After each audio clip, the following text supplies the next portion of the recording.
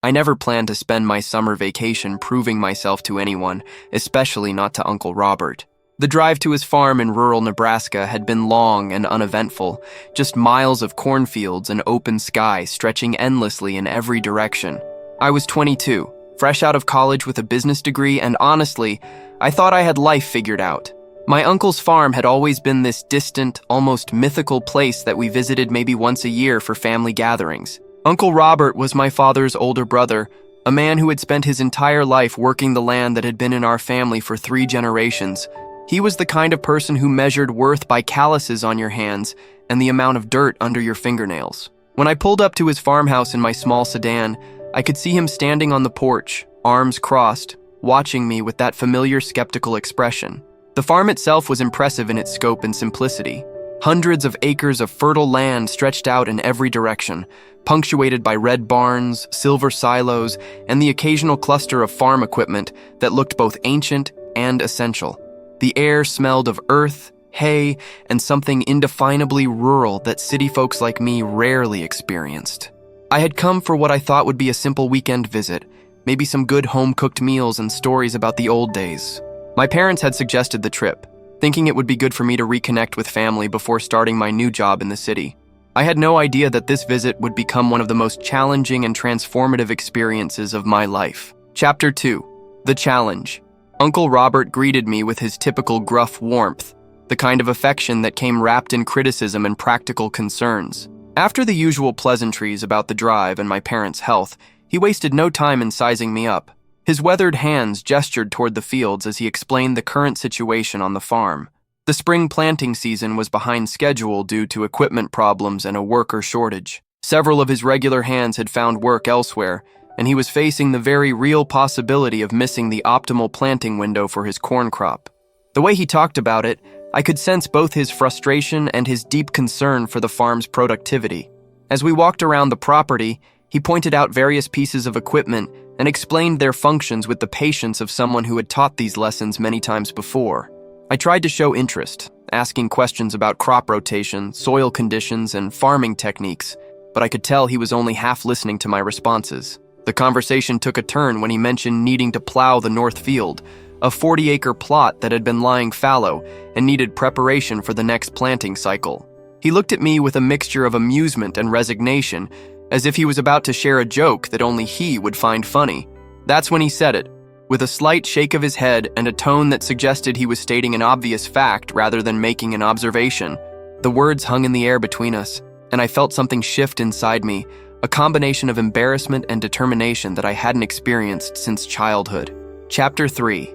The Sting of Doubt. "You don't even know how to start a tractor," Uncle Robert said, not unkindly, but with the matter-of-fact certainty of someone stating that water is wet. The comment hit me harder than I expected it to. It wasn't just about tractors or farming. It was about everything I represented to him. The college-educated city kid who had never done a real day's work in his life. I stood there for a moment, processing the implications of his words. In his eyes, I was probably just another soft young person who lived in a world of computers and coffee shops, someone who had never had to rely on their hands to make a living. The assumption stung because, in many ways, it was true. I had never operated heavy machinery, never worked a job that required physical strength, never faced the kind of challenges that came with agricultural life. But something about his dismissive tone triggered a response in me that surprised us both. Instead of laughing it off or making excuses, I found myself asking if he would teach me. The question seemed to catch him off guard, and for a moment, his skeptical expression softened into something that might have been curiosity. He studied my face for a long moment, probably trying to determine if I was serious or just making polite conversation.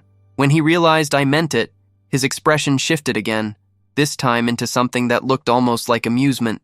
He had probably dealt with plenty of city relatives over the years who had made similar requests, only to give up at the first sign of difficulty. The challenge was implicit in his response. If I really wanted to learn, he would teach me, but he wasn't going to make it easy. This wasn't going to be a gentle introduction to farm life. This was going to be a test of whether I had what it took to do real work. Chapter 4. Learning the Basics. Uncle Robert led me to the equipment barn, a cavernous structure that housed an impressive collection of agricultural machinery. The centerpiece was a massive green tractor, a John Deere that looked like it could pull a house if necessary. The machine was intimidating in its size and complexity, with dozens of controls, gauges, and attachments that might as well have been written in a foreign language. He began with the basics, explaining each control with the methodical patience of someone who had taught these lessons countless times. The ignition sequence, the hydraulic controls, the power takeoff, the three-point hitch system. Each component had its purpose and its proper operation procedure. I tried to absorb everything, taking mental notes and asking questions when I didn't understand. The tractor itself was older than I was, but it had been maintained with the kind of care that only comes from genuine respect for good equipment. Uncle Robert ran his hands over the controls as he explained them, his familiarity with the machine evident in every gesture. This wasn't just a tool to him, it was a partner in the work that defined his life. After an hour of instruction, he stepped back and gestured toward the driver's seat. The moment of truth had arrived. I climbed up into the cab, feeling the weight of his expectations and my own uncertainty. The seat was worn smooth by decades of use, and the view from the cab gave me a new perspective on the scale of the farm. Starting the engine was more complex than I had anticipated, requiring a specific sequence of actions that had to be performed in the right order. When the massive diesel engine finally rumbled to life, I felt a surge of accomplishment that was probably disproportionate to the actual achievement, but Uncle Robert nodded approvingly. Chapter 5. First Attempts. My first attempts at operating the tractor were, to put it charitably, less than impressive. The machine seemed to have a mind of its own, lurching forward when I expected it to move smoothly, turning more sharply than I intended, and generally behaving like a barely controlled force of nature. Uncle Robert rode along in the passenger seat, offering guidance and occasionally grabbing the wheel when my inexperience threatened to cause problems. The plow attachment was a separate challenge entirely. Understanding how to lower it into the soil, maintain the proper depth, and keep the furrows straight required a level of coordination and spatial awareness that I simply didn't possess yet. My first few attempts created crooked lines that looked more like abstract art than agricultural preparation. Uncle Robert's patience during this learning process was remarkable. He corrected my mistakes without making me feel incompetent, offered suggestions without taking over completely, and gradually allowed me to develop my own feel for the equipment. I could tell he was surprised by my persistence. Most people probably would have given up after the first few failed attempts. The physical demands of the work were also more significant than I had anticipated. Operating the tractor required constant attention and adjustment, and the vibration from the engine and the plow created a fatigue that I felt in muscles I didn't know I had. By the end of the first hour, I was already feeling the strain, but something was happening that neither of us had expected. Despite the difficulty and my obvious inexperience, I was beginning to understand the rhythm of the work. The tractor was starting to feel less like an alien machine and more like a tool that I could learn to control. The satisfaction of creating even a few straight furrows was surprisingly intense. Chapter 6. Finding my rhythm. By the second day, something had shifted in my relationship with both the tractor and the work itself. The controls that had seemed impossibly complex the day before were beginning to feel familiar under my hands. I was starting to anticipate the machine's responses, to understand how it would react to different inputs and conditions. Uncle Robert had gradually reduced his direct supervision, allowing me to work longer stretches independently while he attended to other farm tasks. This independence was both liberating and terrifying. Without his constant guidance, I had to rely on my own judgment and the lessons I had absorbed during our training sessions. The north field that we were preparing was larger than I had initially realized. 40 acres might not sound like much in abstract terms, but when you're looking at it from the seat of a tractor, row by row, it represents hours of careful, methodical work. Each pass across the field required maintaining straight lines, proper depth, and consistent speed. I began to understand why Uncle Robert had been skeptical of my abilities. This wasn't just about knowing how to start a tractor. It was about having the stamina, focus, and determination to complete a job that required hours of sustained effort. It was about understanding soil conditions, weather patterns, and equipment maintenance. It was about taking responsibility for work that had real consequences. The physical demands were considerable, but I was surprised to find that I was adapting to them. My hands were developing calluses, my back was getting stronger, and my overall endurance was improving. More importantly, I was beginning to take genuine pride in the quality of my work. Chapter 7. The Test of Endurance. The third day brought unexpected challenges that would test everything I had learned. Uncle Robert announced that he needed to drive to town for supplies and equipment repairs, leaving me alone with the tractor and the unfinished field. This was clearly a test, Though he presented it as a simple matter of practical necessity, the weather was also becoming a factor. Dark clouds were gathering on the horizon, and the forecast called for rain later in the week. In farming, timing is everything, and delays can have serious consequences for the entire growing season. The pressure to complete the plowing before the weather changed added urgency to work that was already physically and mentally demanding. Working alone changed the entire dynamic of the task. Without Uncle Robert's presence, I had to rely entirely on my own judgment and problem-solving abilities. When the plow hit an unexpected obstacle buried in the soil, I had to figure out how to clear it safely. When the tractor began to overheat, I had to diagnose and address the problem myself. These challenges forced me to draw on knowledge I didn't even realize I had absorbed during our training sessions. Uncle Robert's explanations about equipment maintenance, troubleshooting, and safety procedures suddenly became critically important rather than just theoretical information. The solitude also gave me time to think about what I was doing and why it mattered. This wasn't just about proving a point to my uncle anymore, it was about proving something to myself. I was discovering capabilities and determination that I hadn't known I possessed. Chapter 8. Pushing Through Obstacles. The afternoon brought a series of mechanical problems that tested my newfound knowledge and problem-solving abilities. The plow began to pull to one side, creating uneven furrows that would affect the entire field's preparation. I had to stop, examine the equipment, and make adjustments based on what Uncle Robert had taught me about proper alignment and soil conditions. Later, the hydraulic system began to respond sluggishly, making it difficult to control the plow's depth and position. This required checking fluid levels, examining connections, and making minor repairs that would have been impossible just a few days earlier. Each problem solved successfully built my confidence and deepened my understanding of the equipment. The physical fatigue was becoming a serious factor as well. Hours of operating the tractor had created a deep, persistent ache in my back and shoulders.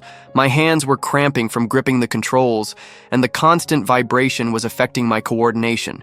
But I was determined not to give up, especially not when Uncle Robert wasn't there to witness any potential failure. The work was also becoming meditative in an unexpected way.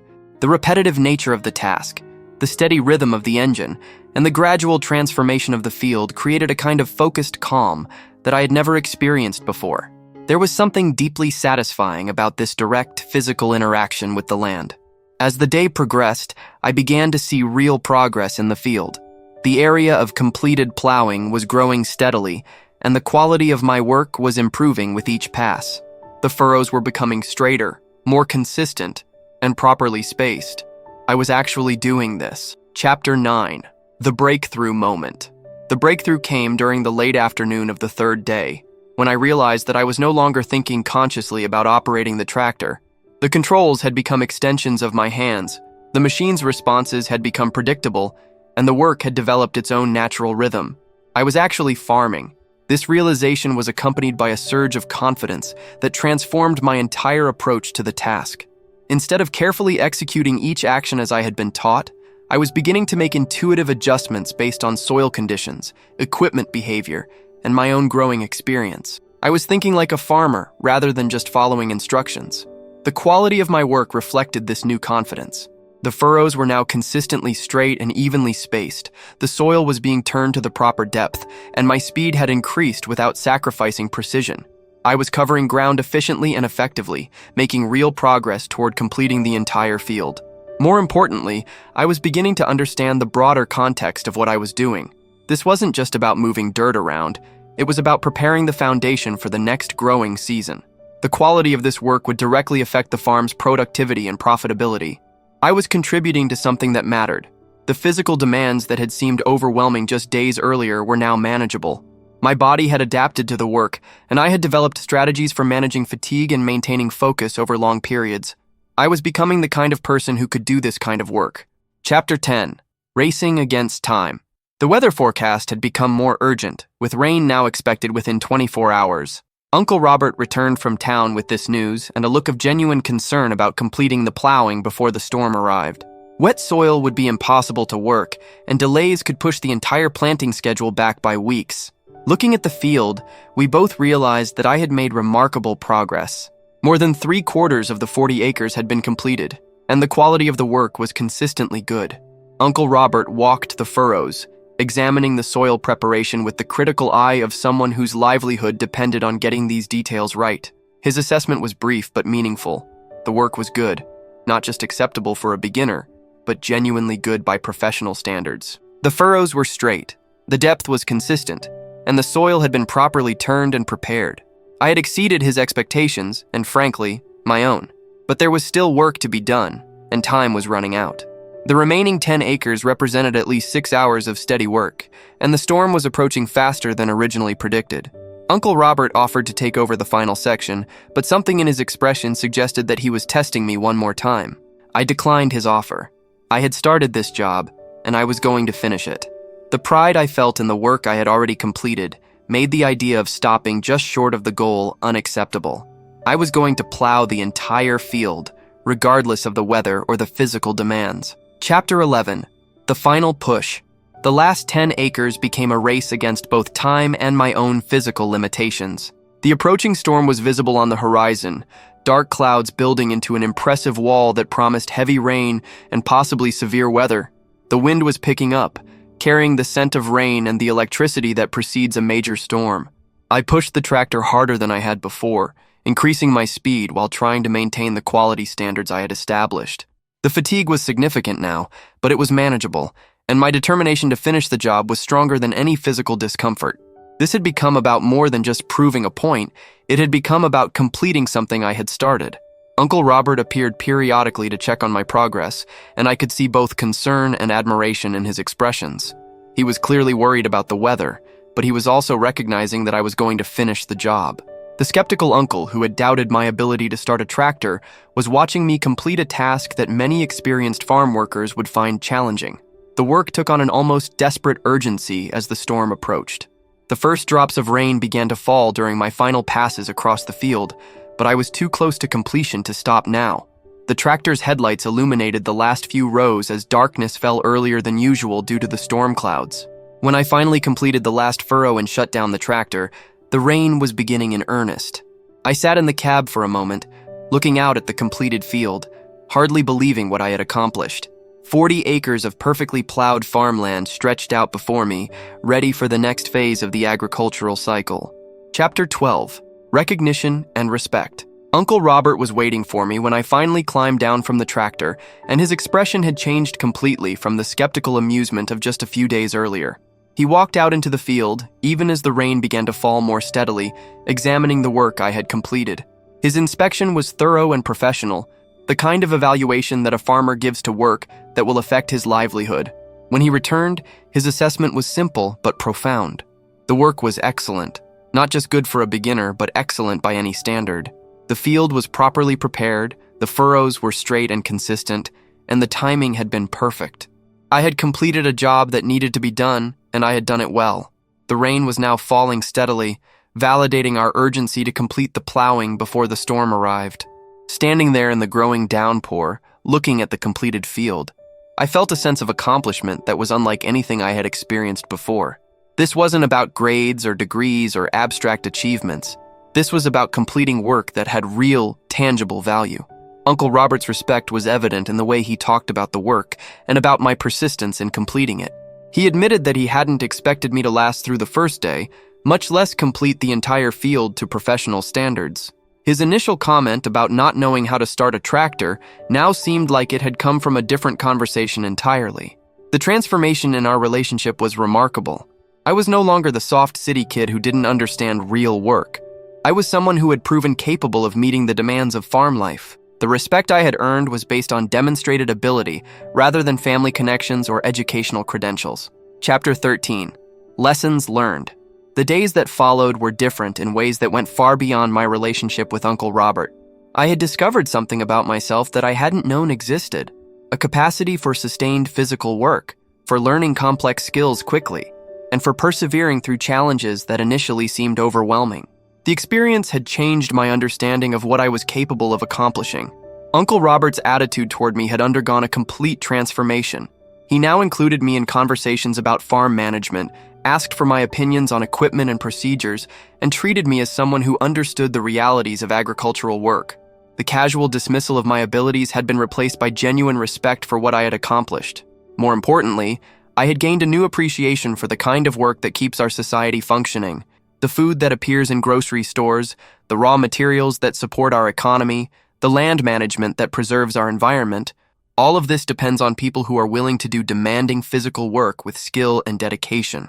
The experience also taught me about the satisfaction that comes from completing a job that has clear, measurable results. Unlike much of the work I had done in academic and business settings, farming provides immediate feedback about the quality of your efforts. You can see the results of your work, and those results have direct consequences for future success. When I finally left the farm to return to my life in the city, I carried with me a new understanding of my own capabilities and a deep respect for the people who choose to make their living from the land. Uncle Robert's initial skepticism had been transformed into pride, and my own self-doubt had been replaced by confidence in my ability to meet challenges I had never imagined facing. The comment that had stung so deeply just a week earlier, "You don't even know how to start a tractor," had become the catalyst for one of the most meaningful experiences of my life. Sometimes the people who doubt us the most end up teaching us the most about ourselves. The end. Thank you so much for listening to my story. It means the world to me that you took the time to hear about this experience that changed my perspective on work, family, and my own capabilities. I'd love to hear from you. Please leave a comment letting me know what part of the world you're listening from. Are you in a farming community, a big city, or somewhere in between? I'm always amazed by how far these stories travel and how they connect with people from all different backgrounds. And if you enjoyed this story, please consider subscribing to the channel. Your support helps me continue sharing these personal experiences and connecting with amazing people like you from around the globe. Thanks again for being part of this journey.